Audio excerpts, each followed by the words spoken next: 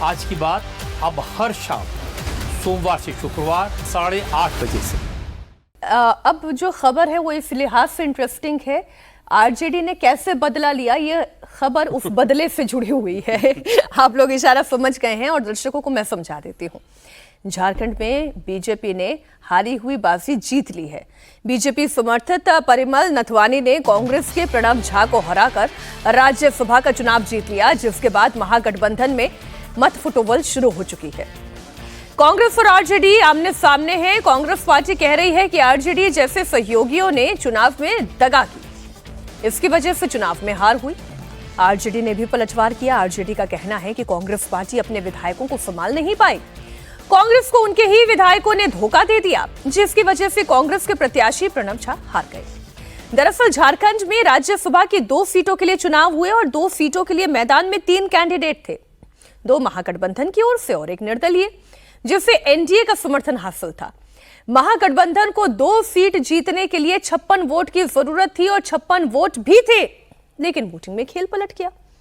महागठबंधन के 5 विधायकों ने दिल की आवाज सुनकर वोटिंग कर दी। जेएमएम के उम्मीदवार को भी जरूरत से 2 ज्यादा वोट मिल गए, 3 वोट रद्द हो गए और नतीजा यह हुआ कि कांग्रेस के प्रणव झा हार गए। निश्चित रूप से बहुत दुखद इसको घटना ही कहेंगे। झारखंड के लोगों को भी शर्मिंदगी उठानी पड़ी है कि झारखंड के विधायक भी बिकने वाले हैं और बिके हैं। भारतीय जनता पार्टी का नैतिक पतन हो गया है। आप जानते हैं, जब महाराष्ट्र में खरीदते हैं, बंगाल में खरीदते हैं, सांसदों को खरीदते हैं, 15-15 करोड़ रुपए की कीमत देके खरीदते हैं, तो यहाँ भी 2-4-5 करोड़ दे दिया हो तो कोई बड़ी बात नहीं। देखिए, अब ये तो अब किसने कितना धोखा दिया है, क्यों दिया है, वो सारी बातों को हम लोग समझेंगे। अब राजेश ठाकुर जो बात कह रहे हैं, राजेश ठाकुर जरा यही बात अपने सहयोगी आरजेडी को भी पूछ ले। नहीं, देखिए, बात सही है कि सबसे पहली बात है कि पहले से लोग कह रहे थे कि परिमल नाथवानी को जब उम्मीदवार बनाया गया बीजेपी समर्थित, तो 4 वोट कम था, तो क्रॉस वोटिंग की संभावना थी, तो होमवर्क होना चाहिए था। अब यहाँ पे देखिए, झारखंड मुक्ति मोर्चा ने उसे 28 की जरूरत थी, लेकिन उसने भी रिस्क नहीं लिया, 2 वोट उसने एक्स्ट्रा डलवाया अपने लिए, 30 वोट डलवाया। रही बात 4 वोटों का, जेएमएम का 4 वोट तो मिल गया इनको, क्योंकि 16 कांग्रेस का और 4 20, लेकिन उसमें 1 रद्द हो गया, अवैध हो गया, तो उन्हीं से मिला इफेक्टिवली। आरजेडी और सीपीआईएमएल, देखिए, वामपंथी पार्टी, विचारधारा केंद्रित पार्टी क्रॉस वोटिंग कर रहे हैं बीजेपी समर्थित उम्मीदवार के लिए। और आरजेडी क्यों नहीं लगी बदला? आपने तेजस्वी को अंतिम समय तक अलायंस का कैंडिडेट नहीं घोषित किया, अंत में अशोक गहलोत को आना पड़ा, जो वहां पे अलावरू जो इंचार्ज थे, वो तेजस्वी से मिलने तक नहीं गए, मंच तक साझा नहीं किया। तो ऐसी स्थिति में आप क्यों उम्मीद करते हैं कि तेजस्वी अपने विधायकों से कहेंगे, और कहेंगे भी तो कितना सुनेंगे अलग बात है, लेकिन फिर भी वो क्यों करें?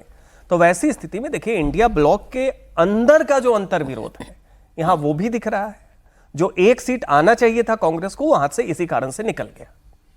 मुझे तो ये लगता है कि देखिए, कांग्रेस का जो गठबंधन है, मुझे लगता है कि वो सिर्फ कागजी है और सतही है, और उसका कारण मैं बताता हूं। ये हार जो हुई है, ये हार बहुत ही कांग्रेस पर एक बहुत बड़ा प्रश्न उठाता है, क्योंकि प्रणव झा के बारे में 2 बातें कही जा रही थी। एक तो वो रैंक से नीचे से ऊपर के बढ़ करके हैं, दूसरा संगठन के मामलों को देखते थे। तो संगठन के व्यक्ति का, अगर कांग्रेस के संगठन का व्यक्ति का अगर अलायंस में हार हो जाता है, तो इसका मतलब यह है कि कांग्रेस को बहुत बहुत बड़ी लंबी बीमारी लगी हुई है, और जिसका उपचार कांग्रेस के अंतर्गत है, कांग्रेस के बाहर नहीं है, पहली बात। दूसरी बात, जहां तक इस पूरी व्यवस्था का सवाल है, कोई अभी कह रहे थे, कांग्रेस के जो भी अध्यक्ष रहे होंगे, वो कह रहे थे कि जी खरीद लिया गया। अरे, खरीदने से ज्यादा बिकने वालों पर भी तो सोचना होगा, कौन बिक रहा है। और अगर आपके अलायंस के लोग बिक रहे हैं, तो ये सबसे बड़ा प्रश्न तो आप पर है, आपको इंट्रोस्पेक्ट करने की आवश्यकता है।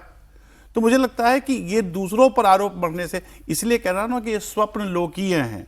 अभी राहुल गांधी कुछ और वक्तव्य देंगे, और उन वक्तव्यों पर ही फिर वो राहुल गांधी का एक वक्तव्य मैं भी लेकर आई हूं, अभी आऊंगी मैं उस मुद्दे पर, लेकिन ये क्योंकि जब सीटों के समीकरण की बात हो रही है, तो हम राज्यसभा की सीटों की भी बात कर ले। 10 राज्यों में 27 सीटों पर हुए राज्यसभा चुनाव के नतीजे आ चुके हैं। इन 27 सीटों में से 20 सीटें एनडीए के खाते में गई है, जबकि इंडिया अलायंस के खाते में 6 सीटें गई है। एक सीट अन्य को मिली है। ऐसे में राज्यसभा में एनडीए को जबरदस्त फायदा हुआ है। एनडीए को राज्यसभा में अपने दम पर बहुमत हासिल हो गया है। अपने दम पर बहुमत हासिल हो गया है। 27 सीट 20 एनडीए जीती, इंडिया अलायंस के पास आई 6। अब ये जब हम स्कोर कार्ड की बात कर रहे हैं, इंडिया अलायंस का स्कोर कार्ड क्या है और कितना मजबूत है? नहीं देखिए, राज्यसभा में देखें तो 245 सीट है, उसमें 12 मनोनीत होते हैं, नॉमिनेट होते हैं, तो 233 है। मेजॉरिटी सबको जोड़ ले तो आपको चाहिए लगभग 123 के करीब चाहिए। ऑलरेडी एनडीए का 150 सीट है, अभी 116 अकेले बीजेपी का है, बाकी सहायक दल है। बंगाल में 4 राज्यसभा सांसदों ने टीएमसी के रिजाइन किया है, तो वो अभी बढ़ेगा। अभी और भी बाकी जगहों से चल रहा है, तो कुल मिला के 2/3 बहुमत जो लगभग 164 के करीब है, वो दूर नहीं है। लोकसभा में आप देख ही रहे हैं, तो गणित तो यहां पे एनडीए का, इंडिया ब्लॉक का क्या है कि इंडिया ब्लॉक की संख्या लगभग 50-55 राज्यसभा पे छट गई, जबकि उसमें डीएमके वगैरह और जुड़ते तो 60 से ऊपर जाती, लेकिन वो भी अलग हो रहे हैं।